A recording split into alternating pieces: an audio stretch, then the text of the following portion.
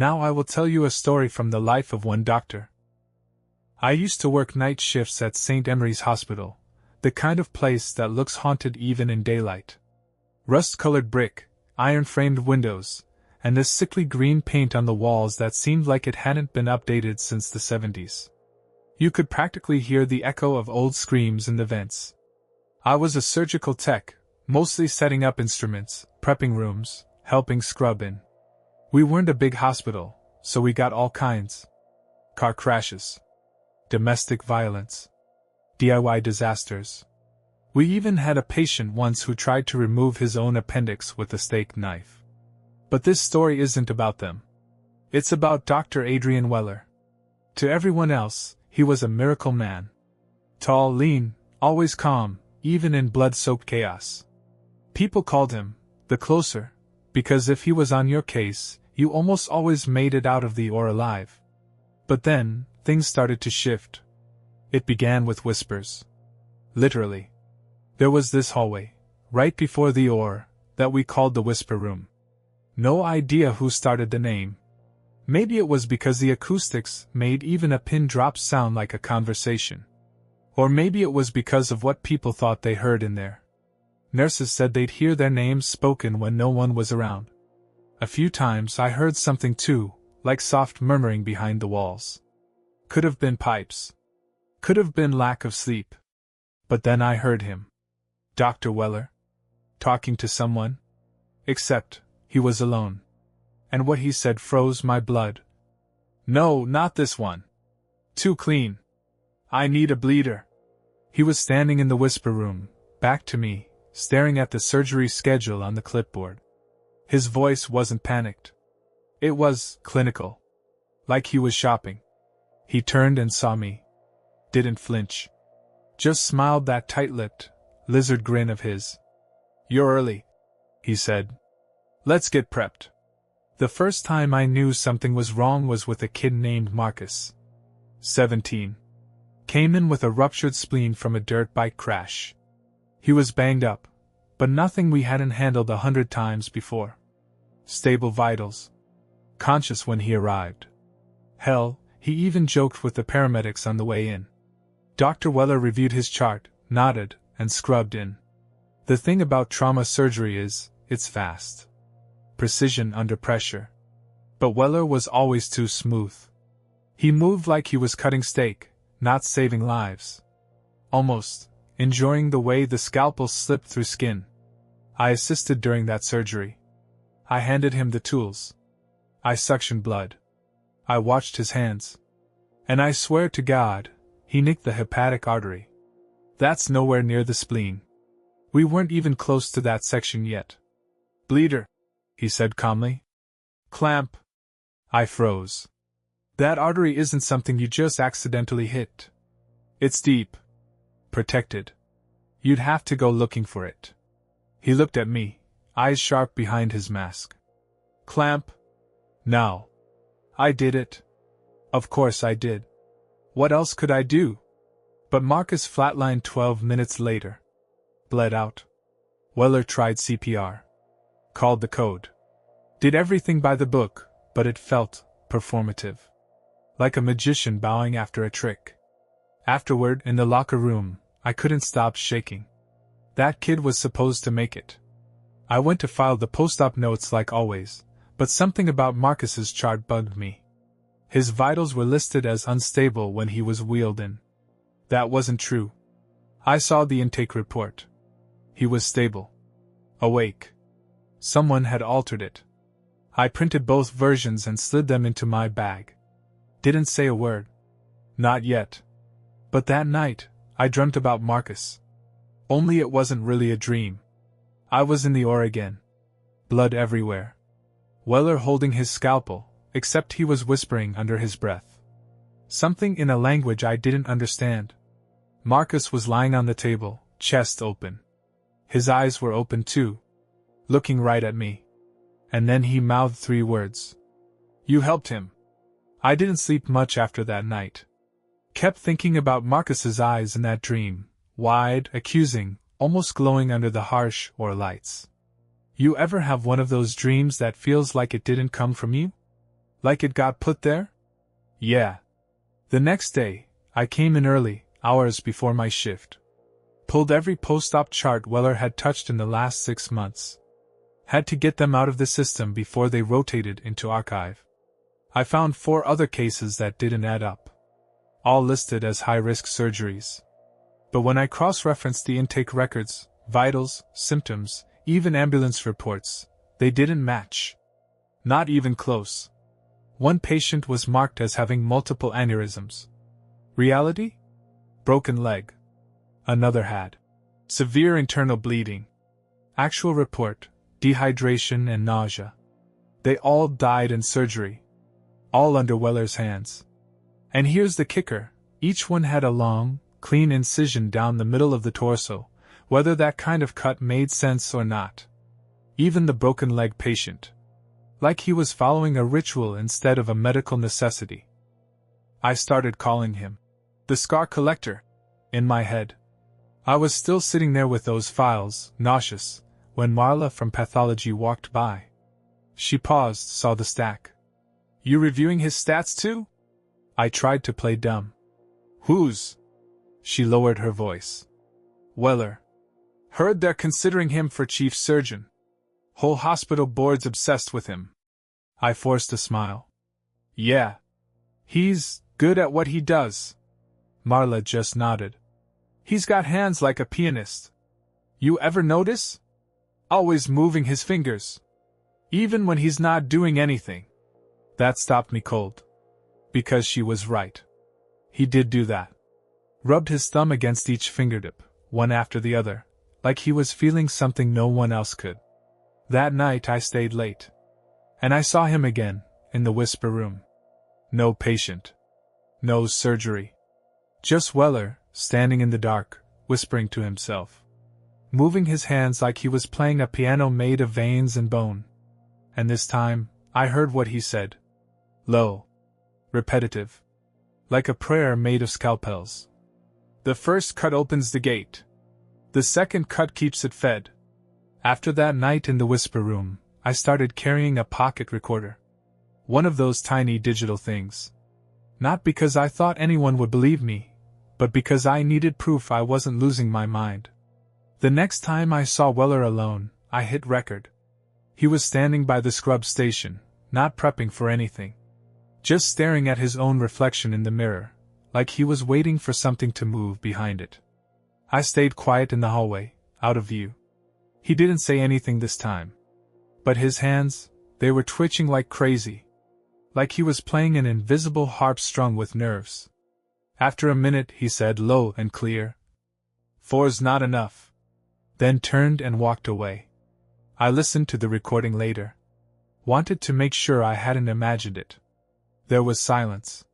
Then the faint sound of him breathing. And then, another voice. One I hadn't heard in person. It wasn't like a second person in the room. It was like something echoing through him. Garbled and slow, like someone speaking through water. But one word was unmistakable. Feed. I deleted the file. I didn't want it in my house. But the worst thing? After I deleted it, the recorder turned itself back on. I watched it power up. And all it did was whisper my name. Back at work, I started noticing small things. Or lights flickering for no reason. Fresh surgical blades going dull after one use. A faint, metallic clicking sound in the vents, like something sharp dragging itself along the ducts. Then one night, during a late appendectomy, Weller called for suction and I handed him the device. No hesitation. No mistake. But he paused. Looked at me.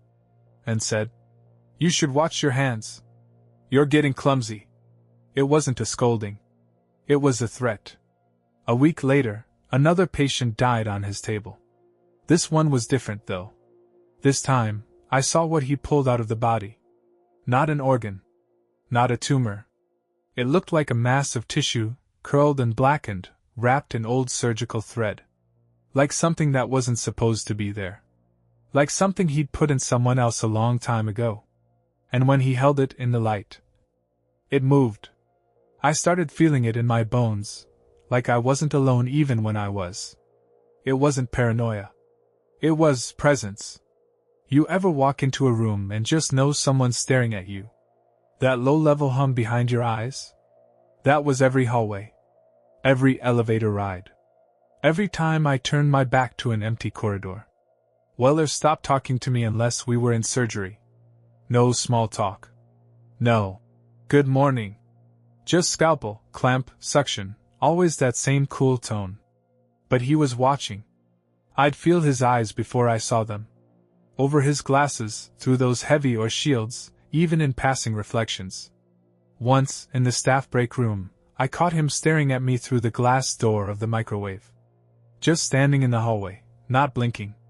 I left without my food. I knew I had to get out. But the thing is, once a hospital has your scent, it doesn't let go easy. My transfer request got lost. HR told me I'd have to wait another quarter. I called in sick for a few days. That's when the real nightmares started. In them, I was back in the OR. Not assisting, lying on the table. Chest open. Awake. Weller leaned over me, whispering directly into the cavity of my body, like he was talking to my organs. I'd wake up drenched in sweat, sure I'd been cut. Sure something was inside me now. Then came the photos.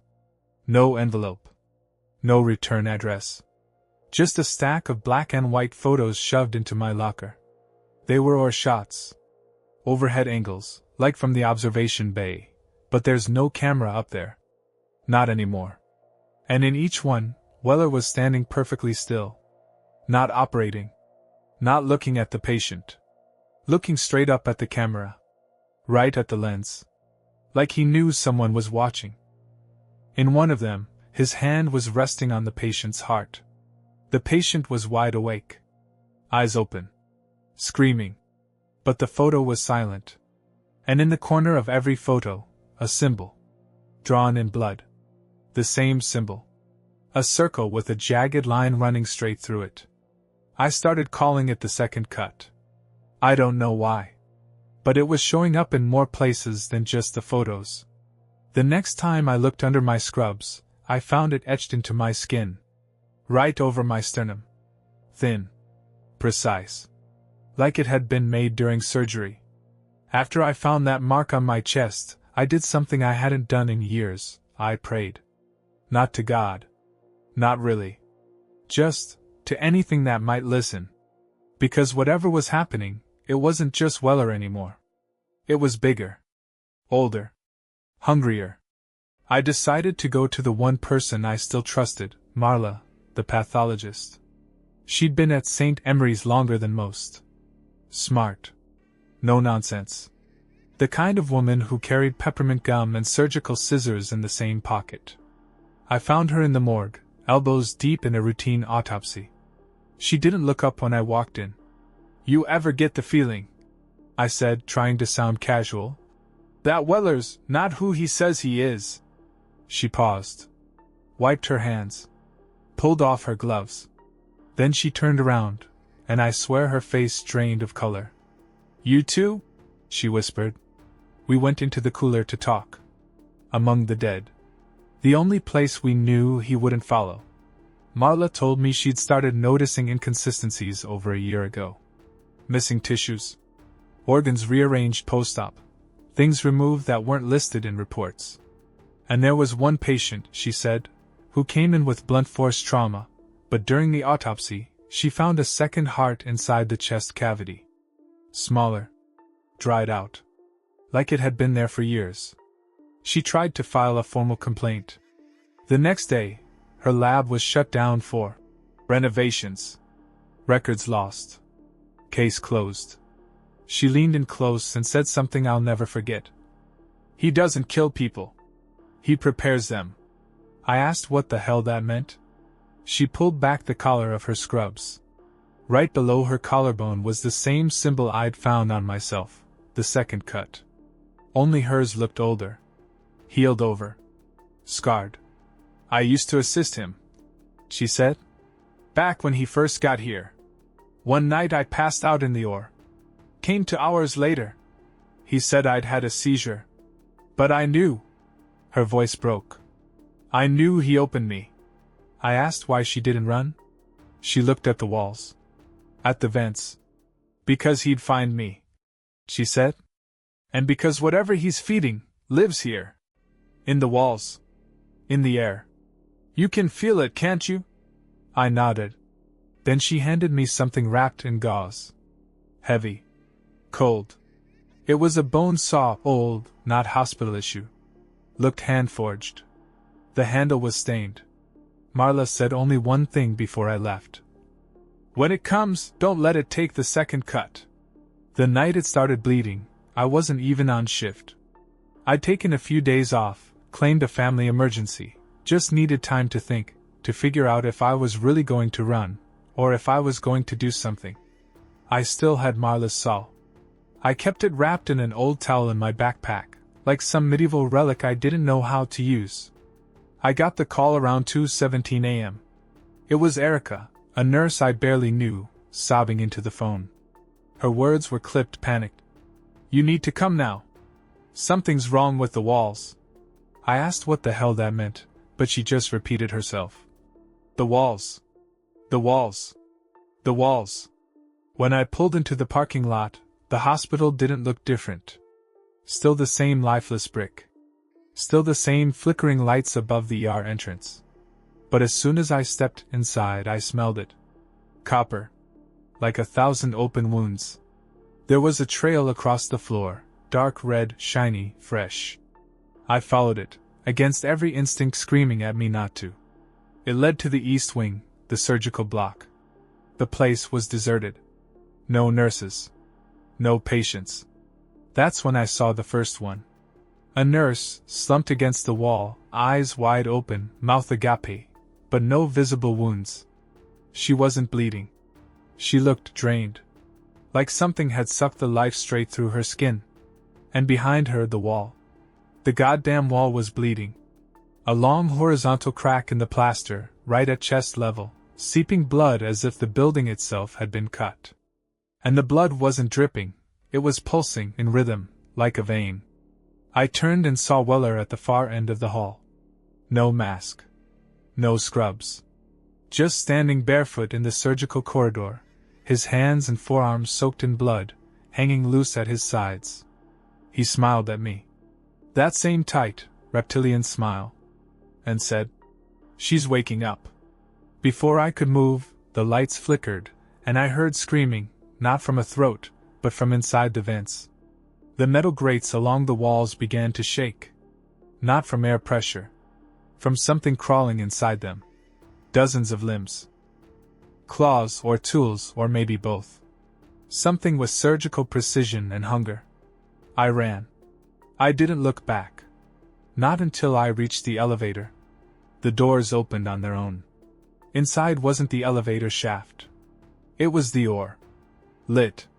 Prepped. And waiting. I didn't step in. But I swear I saw someone already on the table. Strapped down. Breathing hard. Trying to scream. It was me.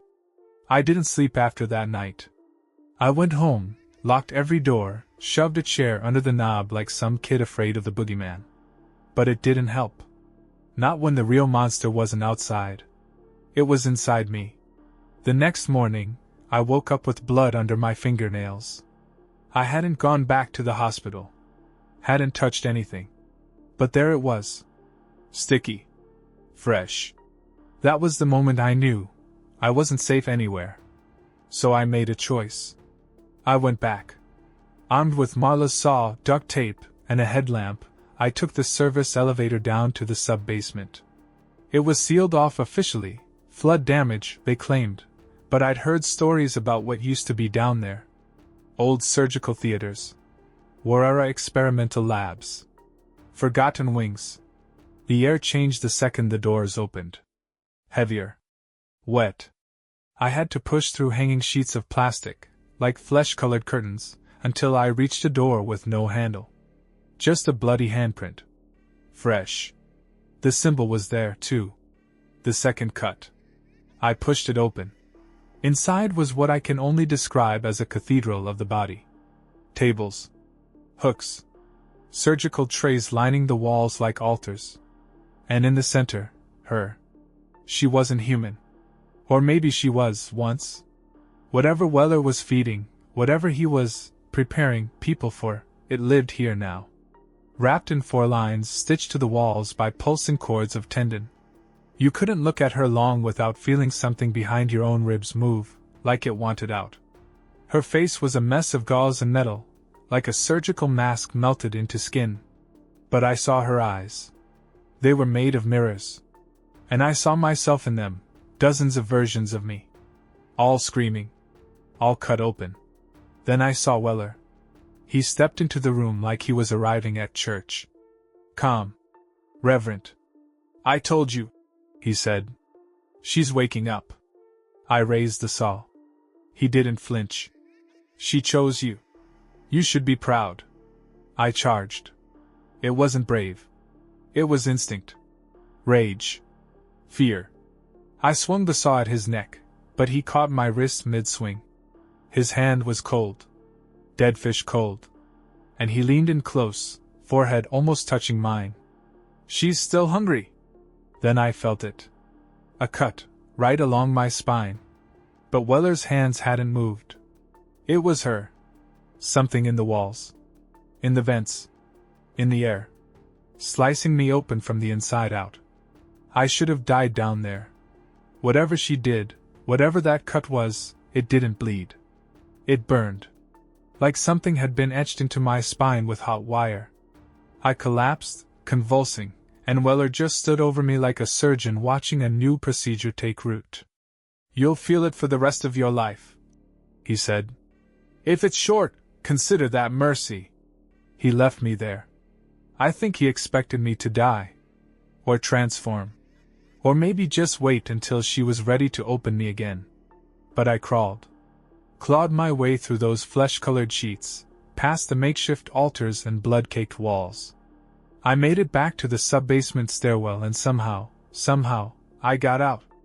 No one stopped me. Not the night guards. Not security. Not Weller. The hospital just let me go. Like I wasn't a threat anymore. Like I was already claimed. I went home. Tried to forget. Took sick leave. Got drunk for 2 weeks straight. Burned the clothes I wore that night. Threw the saw in a river. But it didn't matter. Because the dreams didn't stop. They got clearer. Every night I was back on that table, surrounded by versions of myself, some with eyes missing, some with mouths sewn shut, one with a mirror where its chest used to be. And in every dream, she whispered the same thing. Only the cut survives. I checked the scar Weller, or whatever she left on my back. It wasn't healing. It was growing. Spiraling out from my spine like a root system beneath the skin. I could feel it moving when I breathed. I started seeing things in reflective surfaces. Not just faces, scenes. Operating rooms. People I didn't know strapped down and opened up. Weller's hands moving with grace, like he was playing a piece only he could hear. And I began to realize something that made my stomach twist. I wasn't the first one to survive the second cut. There were others. You ever hear about those miracle recoveries? The patients who wake up from 15-minute deaths with no explanation? The people who vanish from ICU in the middle of the night and no one follows up? They're not miracles. They're harvests that didn't take. People like me. Walking vessels. Half-stitched. Still changing. Still wanted. 3 months passed. I'd moved to another city. New job. No more hospitals, construction gig, under the table. I didn't talk to anyone from St. Emery's. Not even Marla. But I still saw it in the corners of mirrors. In the shine of wet concrete. In windows after dark. That symbol. The second cut. It was spreading under my skin. I could trace it like a road map. Sometimes it itched like something was trying to push its way out. And sometimes, God help me, I wanted to let it. But what finally pulled me back wasn't pain. It was a news article. Electrical fire at St. Emery's Hospital. 11 dead, 26 missing. They blamed old wiring. But I saw the picture. That familiar brick facade. Only now it was blackened, windows shattered. The whisper room? Gone. The surgical block? Gone. But in the photo, just barely, there was a shadow in one of the broken windows. A figure. Weller. Smiling. So I went back. Not for revenge. Not for closure.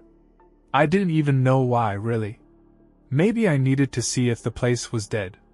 If she had finally finished feeding.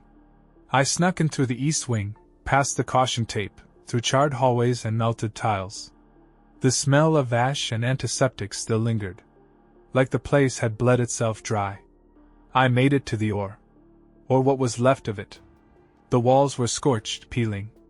But the operating table was untouched. Not a single mark on it. Like the fire refused to touch that steel slab. There was something resting on it. A mirror. Same size and shape as the ones they place above a dental chair, but this one wasn't clean. It was fogged over. Bloodied. Cracked in a single place, right where my face reflected back. And then it cleared. Not the glass. The image. I didn't see myself. I saw the table. Lit. Prepped. Weller standing over it, smiling. And lying on the table wasn't me, not anymore. It was someone else. A child. Eyes wide. Chest marked. The symbol already carved in. And Weller looked up, through the mirror, at me. I didn't scream. I didn't move. Because I understood. The second cut isn't just about pain. Or preparation. It's an invitation. Once you've been marked, you're a doorway. And sooner or later, someone's going to walk through. I never saw Weller again. Never saw St. Emery's in the news after that. But sometimes, when I pass a hospital, I feel it under my skin, that faint pulse of something still breathing inside me. Still watching. So if you ever wake up after surgery and the doctors tell you they had to go back in, check your chest. If you find a second scar, run. And never, ever look in the mirror alone.